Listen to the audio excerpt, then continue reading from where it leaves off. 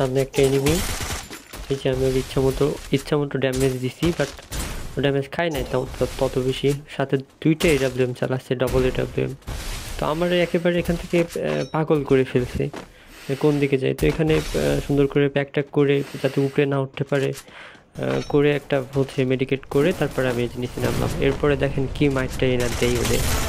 এই যে একটা ওপি হেডশট দিলাম, এও দিলাম। এ দেওয়ার পরে এখান থেকে দেখবেন আরও 2টা আসবে। আমি ফার্স্ট একটু পরে দিচ্ছি।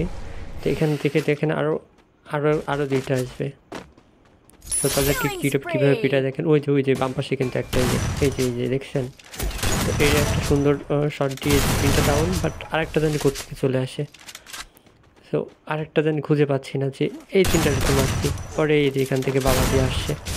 পরে দেখি যে তাও স্কোয়াড শেষ হচ্ছে না।